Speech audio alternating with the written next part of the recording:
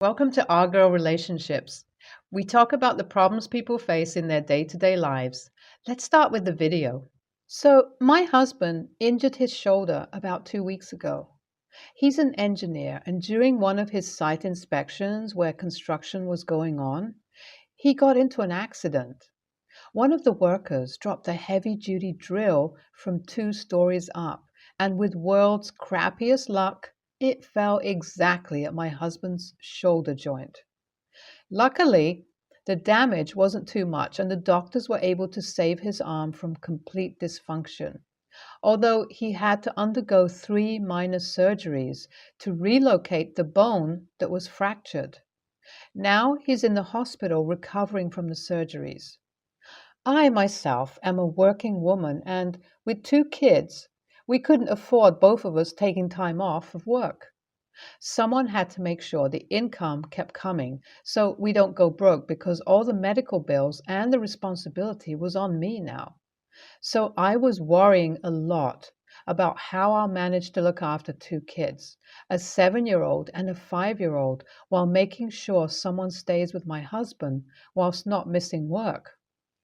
Thankfully, at that time, my sister offered to help me. She said that she'll be willing to go to the hospital and make sure she's there if something happens. It was a convenient option as my sister works a remote job online and wouldn't have to miss anything. I was really grateful for her help at the time. I focused all my energy towards my kids and my work. But about 2 days ago, I was going to go see my husband. I finished work early, and because the kids would be at their swimming practice for another hour, I decided to drop by the hospital before picking them up on my way back. So I went in, and before I could enter his room, I noticed that my sister was sitting very close to my husband, and they were talking about something serious. Now, I know that my husband and my sister have a good bond, and it shouldn't be odd for them to have a conversation. But I don't know why at that moment I found it weird. And for some reason, I ended up eavesdropping on their conversation. Someone did say that your gut feeling is always right, and thank God I listened to my gut and didn't let them know that I was there because I found out that my husband and my sister were planning something very nasty. I heard my sister ask my husband how long are they going to hide, and why doesn't he just get it over with? My husband told her that he was going to ask me to divorce very soon, but then the accident happened. I was shocked to hear this. It was clear that day that they were having an affair, and I immediately took out my phone to record their conversation as proof of that. I don't know if my husband was being cursed by his sins or I was getting lucky because the door was ajar and it wasn't too hard to hear their voices or record them. I sat down and waited for them to do something that would serve as certain proof. A while later, my sister again approached the subject, and my husband told her that he thought a lot about the matter and has come up with a decent plan to make sure he gets a divorce without having to give up anything in equitable distribution. He said that as we still have a lot of bills to pay, he'll wait until I use the money in my blow through my debit card and pay up for him. He said, of course, I wouldn't hesitate in paying because we're married and he's my husband. Then he'll use the post surgery stress as an excuse to start fights and ruin our relationship. He said that we already have a lot of fights, so it wouldn't be uncommon. And once we get into a big fight, which will eventually happen, he'll ask for a divorce, saying it wouldn't work out between us. My sister asked him why he was going to all this trouble, and he said that this way I wouldn't suspect anything. And when the time comes for children's custody, I would agree by myself to take them. He said if I were to find out that he's getting a divorce because of an affair, I'll try to make it hard for him and might ask him to take care of the kids as revenge. I couldn't take it anymore after that. It's true that we had a lot of fights, and they were usually because of his habit of always using our joint account to buy stuff that was for him or about how he's always absent from our kids' lives, and I end up pulling his weight and making excuses for his parenting. But his affair explains a lot of his behavior, and although shocking, it wasn't as big of a surprise.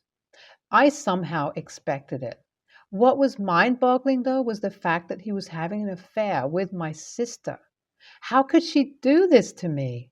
Why does it have to be that wench? As my mind wasn't straight, I left the hospital without confronting him. I came home to think through my options. Now I have the recording as proof that he was cheating on me and was even planning to not take responsibility either for our kids or for his actions. After hearing the vile things he said, there was no way I'll stick around to be humiliated by him later. I was thinking of getting out before he could make his move. But what I really want is to take away what he most wants to save, and that is his money. He was trying to desperately get out of sharing our equitable property, so I needed to prepare before I leave him so that I get the house and most of our assets, while he can sleep on the streets for all I care. Now, WIBTA, if I pushed for him to take custody of one of our kids, I know he's going to say that with his shoulder injury and his job, he isn't fit to parent a kid, but I really want him to suffer. So remember how I told you about my husband who was having an affair with my sister and was planning to ruin my life before asking for a divorce? Well, it's a good thing I didn't confront him about it right then and there because it gave me time to process everything and think about my next move. I took a few days to make my plan and act on it. The first thing I did was to go through the account statements of our joint account and see how much he contributed to it. Turns out he was actually spending the amount he used to add in there. So I took out my share from it and deposited it in a trust fund for both of my kids, which can only be accessed by me and no one else. I used the rest of the money to pay for his hospital bill so that he doesn't get suspicious about anything, because if I hadn't done that, he might have found out about the pending payments. I contacted the lawyer and got him to make papers for the transfer of our house's lease, which was currently under my husband's name. I mixed the papers with some hospital paperwork and took it to my husband when he was under heavy sedatives. I asked my sister to go home that day so she does not end up noticing anything I was doing. I had to be very careful, and thankfully, I pulled it off. Now that the house was under my name, I knew he can't kick me out, but I sure as hell can kick him out whenever I want. All that's left now is to wait for him to return home and welcome him back just to hand him his bags and ask him to leave the house. I cannot wait to tell that jerk that I know everything. Finally, after 45 days of hospitalization, my husband came back home today, and he really did not expect the surprise that was waiting for him. I had sent the kids to my mom's house because I knew I needed them away from the house so I could properly greet my husband and give him his gifts without worrying about my kids overhearing me. When my sister dropped him off at our house, I welcomed him. True to his word, he was being very irksome and irritated and seated himself at the sofa with a grunt. I had to control my impulse to scoff at him. When he asked if he could get some water, I told him he should do that himself. This was a bait because obviously he was planning on picking up fights with me, and that's exactly what he did. When he was ranting off at me, I went into his room and brought out the bags fully packed with his stuff.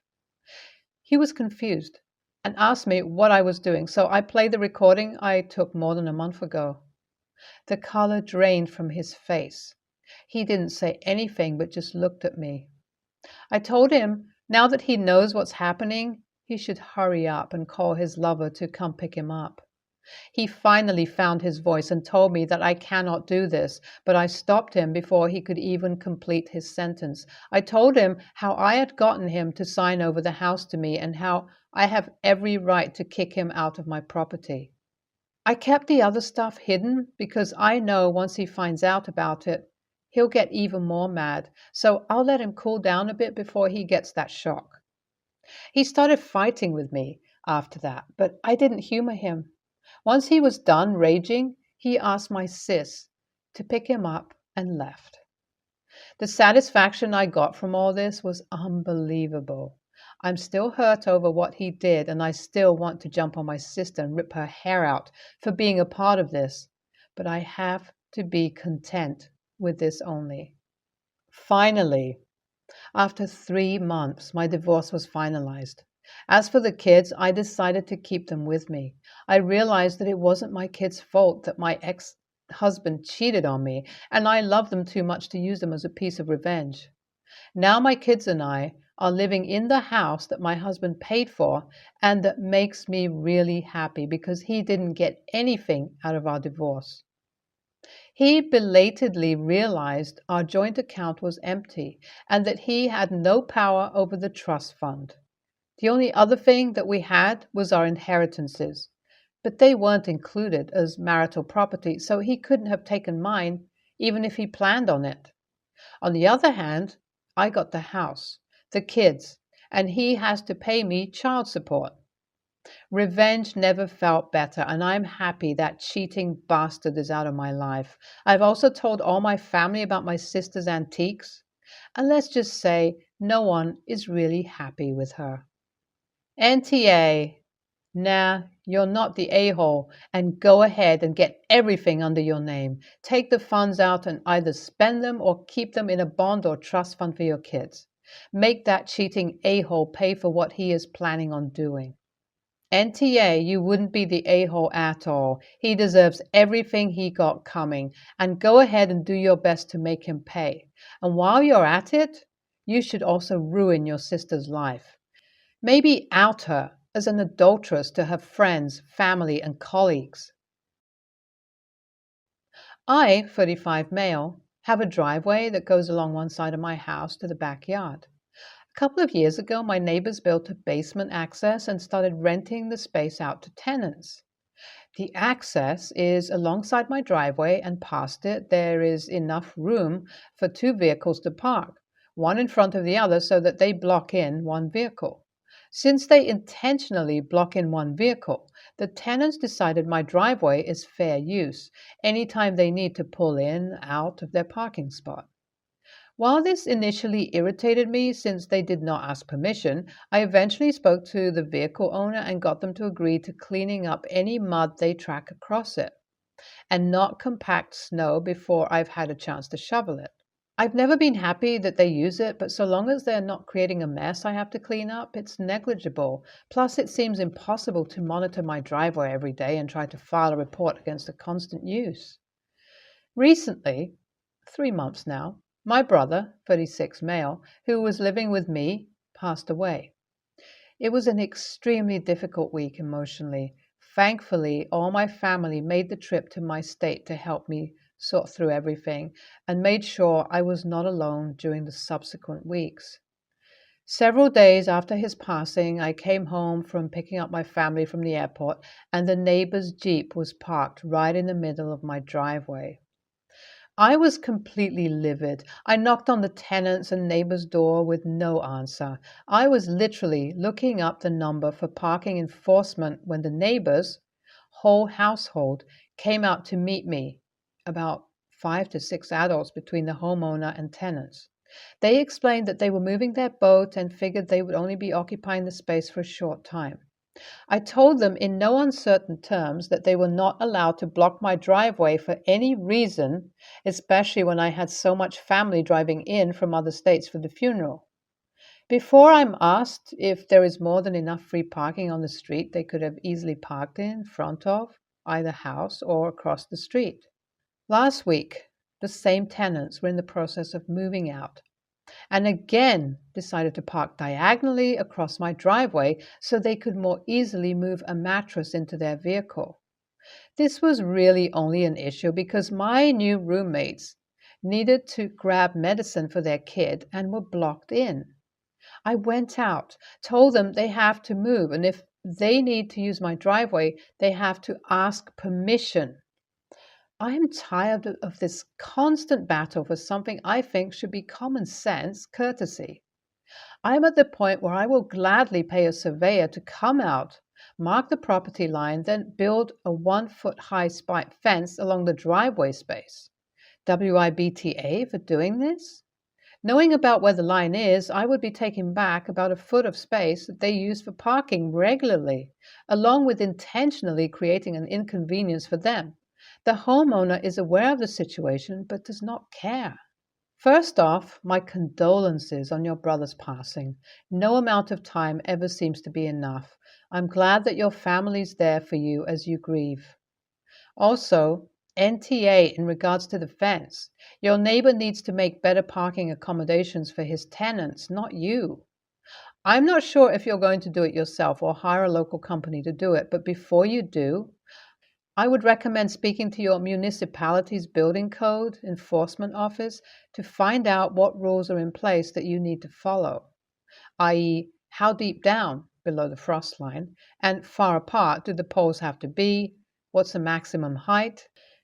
Is there a difference for a wooden slat fence or a metal chain link fence? How close can it be to the property line? How far away does it need to be from the sidewalk and or road, etc.? I'd definitely be putting one up ASAP. NTA, it's expensive, but put down large boulders along the driveway property line, not a fence. A car can knock a small fence down on accident. A car cannot knock over a large boulder. I have a 17-year-old female, Cara, and a 9-year-old boy, Mark. Cara is back and forth between me and her dad. Mark lives primarily with me. They do not have the same dad. I was picking Cara up from her dad's for the week. She's autistic and does not drive. I'd asked her repeatedly to be ready when I got there. Cara hadn't started getting ready, and it was 2 hours before she was ready to go. Thankfully, my ex's long-term girlfriend is lovely, and I enjoyed time catching up with her. Still, I was getting annoyed because we'd gone over this and Cara knew the time I'd be there and when to be ready. I'd made plans to take the kids to a fun park they like on Saturday and out for ice cream after. They knew about these plans over a week. Due to COVID and limited people allowed at once, they are asking people to schedule time slots. Ours was at 1:30 p.m. to 3:30 p.m. Cara and Mark love arcade games rides. We needed to leave the house a few minutes after 1 p.m. at the latest to get there with time to account for traffic and do the check-in process. I tell them to make sure they're ready to go and we need to be out the door in 5 minutes tops. Next thing I know, the shower is running and Cara is screaming. She needs to get a shower first and we can't leave yet. This is after I told her repeatedly when we needed to leave by. It was on her reminder calendar as well as our family calendar, so Cara definitely knew. Mark was getting upset and worried about that, we might miss our outing. While Cara was in the shower, I sent her a text saying Mark and I went on so as not to lose our time slot. Plus, I'd paid in advance, and I was sorry she could not join us. Cara called me about 50 minutes or so later, screaming for me to come back and pick her up so she could have a few minutes of fun, saying, I'm an awful mom, I'm unfair, I should have waited, she shouldn't be punished for getting a shower. I told her, I'm not driving back to get her. It's unfair to Mark to make him leave early and miss most of his fun time. Cara screamed that she hates me. And I love Mark more than her and hung up on me. When Mark and I were leaving, I tried calling and texting Cara to see if she'd like me to pick her up for ice cream. She did not answer, so it ended up being just me and Mark for ice cream. I did bring Cara back a pint of her favorite to have later. When I got home, Cara was giving me the silent treatment and being standoffish towards Mark. At midnight, Cara came in my room and uploaded on me for leaving her, saying I excluded her, made her feel less. She'd been excited to go today. I didn't take her needs into consideration, and we don't go often, and I failed to realize how special it was to her, and she's hurt by my actions today. I told Cara this was not a last-minute plan. We talked about this for over a week. Plus, I'd set reminders for her, and she knew the schedule and that she was expected to manage getting herself ready on time and be prepared to leave on time. AITA, NTA, you shared in comments that you tried to wake Kara up. You set multiple reminders on her devices, and Kara's therapist said it was important to let Kara experience natural consequences for not using the skills she is supposed to be building and working on. This was a low stakes, though it did not feel that way to Kara, situation in which to experience consequences. She missed something fun, but not something essential like a medical appointment, family event that only happens once, wedding, etc. NTA, kid needs to learn how to be on time. And it certainly isn't fair for the younger child to miss out because his older sibling can't get herself ready to go on time.